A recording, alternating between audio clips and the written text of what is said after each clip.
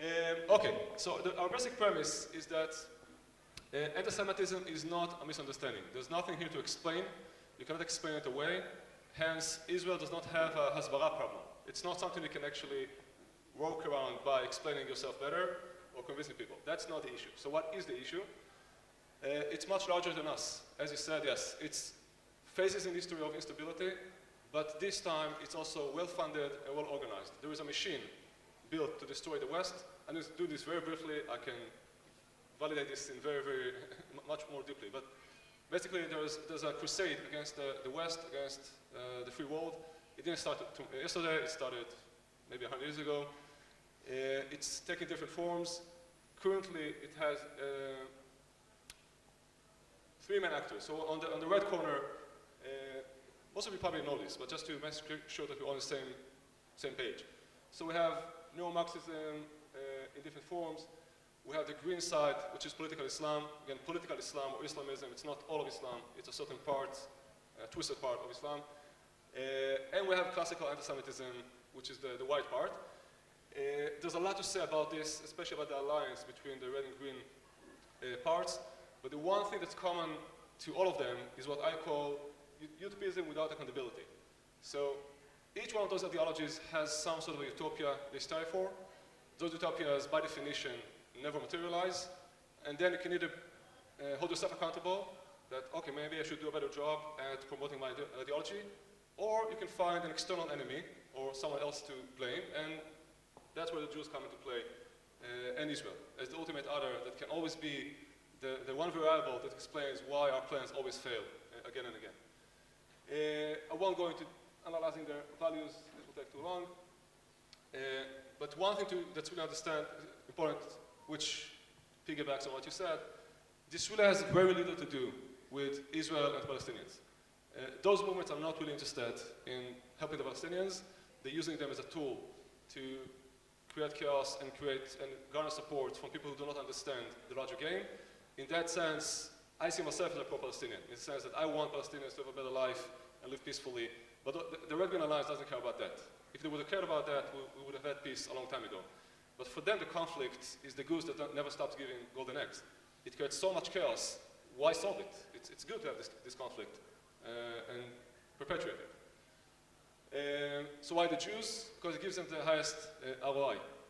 If you want to get chaos in the streets of London, if you organize a demonstration against the Baluchis, you get 10 people, because nobody knows who the Baluchis are and nobody cares. If you organize something against the Jews, you get 100,000 people on that famous bridge. And if you understand those movements, and again, we don't have the time to dig deep, creating chaos in society is one of the key elements of the theory, because that's the way, if a small organized minority, which is well organized, can defeat a large majority which is disorganized and disintegrated. That's why creating chaos in the majority society is so important. Now, that's the problem.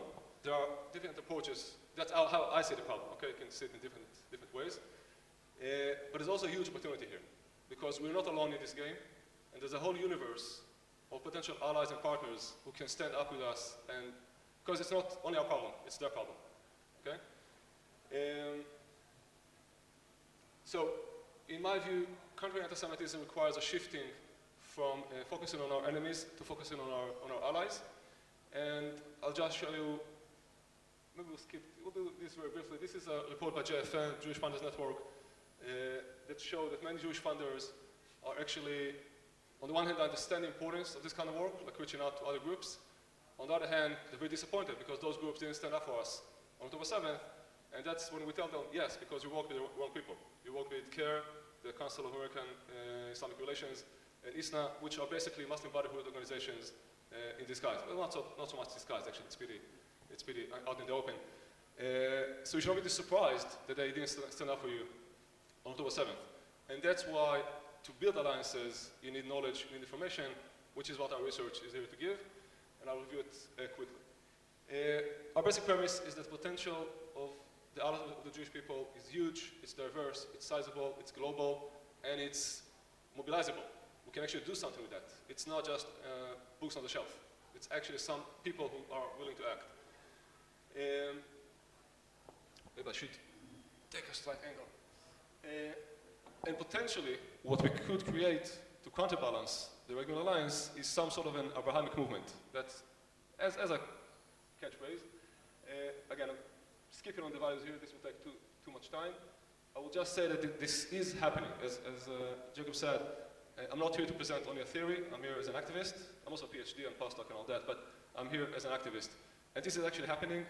It's nowhere near the size of the regular alliance, nowhere near the size of the funding they have, but there are more and more groups in places you wouldn't believe.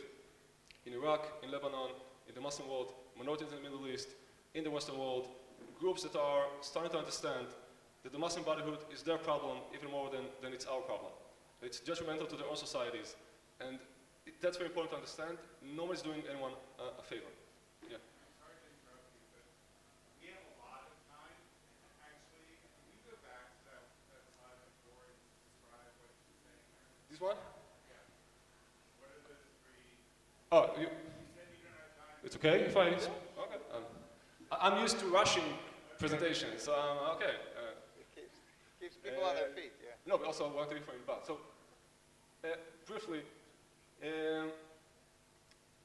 those three values are in contrast to the values of the Red-Green Alliance. Now, freedom is one of them. The main one that I would focus on is this one.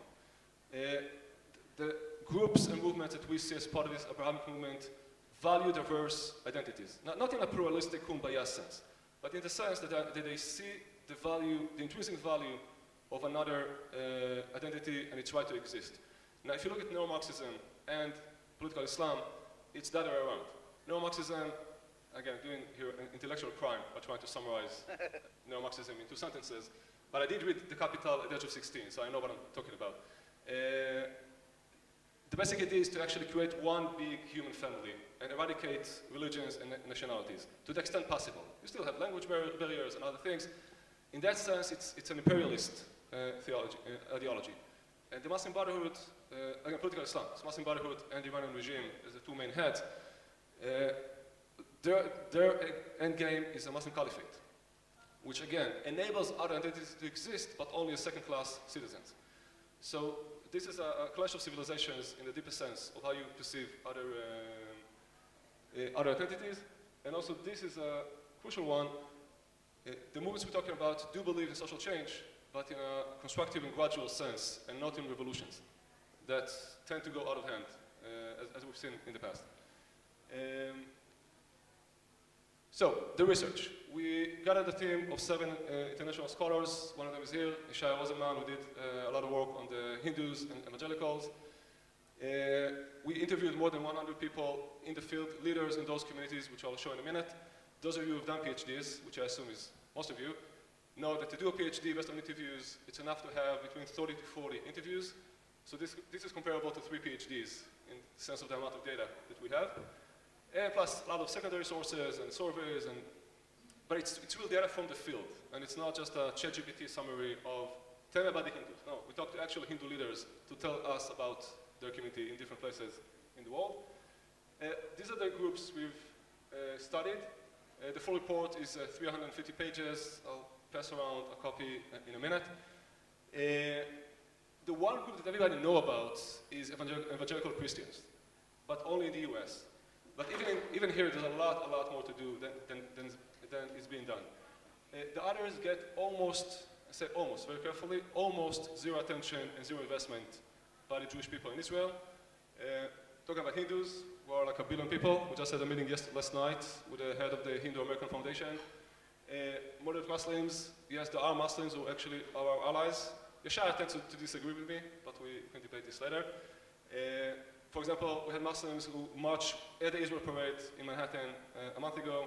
Last week they established an anti-BDS, a Muslim anti-BDS fund. Are they big as the Muslim Brotherhood? Of course not, but it's a start. Hebraic Christians, which is a subset of evangelicals who reject proselytization of Jews and actually just want to connect with Jews on a theological level. MENA minorities, Druze, Alawites, Kurds, Assyrians. Did you know that Assyrians still exist? They're Assyrians, like the Asarchedon guy from 756 BC, they still exist. They live in Nineveh in Iraq, they have a strong diaspora. Ahwazis, anyway, many groups in the Middle East, okay, who are targeted by the same Islamist ideology. African Christians, again, it's not evangelicals per se. Africans have their own type of Christianity. One of its most important traits is that it doesn't carry the historical anti-Semitism from Europe. It's Christianity without the anti-Semitic deadweight. So it's, and they are terrified by the penetration of Iran into the continent, and Boko Haram, Al-Shabaab, all those organizations. Iranian opposition, that's very timely. Very nice guys, but you need to understand them. You cannot work with all of them at the same time. I'll explain in a minute. And then you have African tribes, all kinds of indigenous groups, Noachites, lost tribes. If you do the math, this is a pretty big universe that we're barely tapping. Now you can always tell me, oh, but I heard that this guy works with Noachites, and this guy works with evangelicals, and there's a small organization in Cape Town that works with tribes in Africa. Yes, of course there is, but proportionally, we're nowhere near where we need to be. So the research itself gives you, it's not an academic, I mean, it's an academic, it's on a high level, but it's applicable research. Okay, so you get an overview of each group, then you get proposed strategies and the SRI of each strategy per group. Then you have this tool for each group. This is an African group, I think, that shows you the potential activities, the value and scope of those activities, what can we expect, and how much will it cost us. So governments, funders, stakeholders can use this tool and prioritize, because obviously we cannot work with everybody all the time. We need to decide which group to invest first, and yeah, 5 is the highest, 1 is the lowest. So for example, this group can have big impact in education. It would cost us some money, but reasonably, and it's very feasible. So this group I would go on education. I would spend less money in this group on marching on the streets, for example, because the ranking is lower. But again, this gives you all the information in a way that you can actually digest as a decision maker and decide what am I going to do with my resources. A few more key findings quickly. The allies we identified are primarily sub-state communities, meaning it's not just the political elites, it's people on the streets, it's communities, it's churches, it's diaspora groups, cultural groups, so it's very big. Second, those allies don't necessarily agree on everything, nor do they need to, and here we need to be very careful and very professional. Going back to the Iranian opposition example, and I'll zoom here, so I hope I will be accurate enough, but the fact that many factions inside the opposition predominantly support Israel and the Jewish people does not mean you can have all of them in the same room together. You need to be, there are monarchists and separatists, there's the Mujahideen Khalaq that you should stay away from, and if you don't know all those nitty-gritty, all those nuances, you could just be either ineffective or counterproductive. And the same goes for like evangelicals and Hindus, don't mix. All kinds of groups, you cannot lump them all together because they love Israel. You need to be much more nuanced and strategic about that. And the last point is that interfaith diplomacy is a very effective tool in this space. Do I have 3-4 minutes? Okay. So we also propose an overarching strategy. We don't have the time to detail all of it, but basically what we propose is A, we need to be proactive. So internally, inside this field, we need to actually decide that we want to do this. Then we need to build capacity. Right now, we don't even have the capacity to do that. No, it's not just money. Even if you give me a lot of money right now, I don't have the rabbis, educators, leaders who know enough about Hinduism or Africa or whatever it is to be effective. They need to learn, they need to know what they're doing. And then we need to connect, build a network, and mobilize to action. I'm going to skip all that and just finish with this. The shift we were proposing is A, shifting from interfaith dialogue to interfaith diplomacy, meaning no kumbaya or general discussions about the divine in Hinduism and Islam and Judaism. No, it needs to be applicable. Second, move away from scoop and run investments. We need to think for the long term. The Muslim Brotherhood, you might know it or not, they have a multi-generational strategy. Not a decades-long strategy, a multi-generational strategy for 50 years. So you cannot fight that with small grant cycles for 1 or 2 years. And you need investors who are willing to think for the long term. And moving away, again, I'm not against combating anti-Semitism. We need to do that as well. But we do a little too much of this, not enough of this. And I just want to show you this one to conclude with. We did an assessment of how this field, the Jewish world and the Israeli government, how do we allocate our resources? This is not accurate on the dime, okay? It's proportions. So basically what this triangle represents is if you want to secure Jewish prosperity or life, or coming to what you said in the beginning, so A, you need Jewish continuity. That's a Brad Stevens approach. You need that. There's a lot of investment here. This is summer camp, Jewish education, all that. You need to combat anti-Semitism. I'm not saying we shouldn't. We should do that. Legally, culturally, many different ways. But here, and again, I'm very generous here with this number. I think it's actually lower, but I'm trying to be on the safe side. There's a lot more to do. It doesn't have to come at the expense of the others. Maybe it can be a combination. Maybe there are new resources. We can pool resources with our partners who, again, they're not doing us a favor. They see it as their own, securing their own communities. So that's in general. Thank you.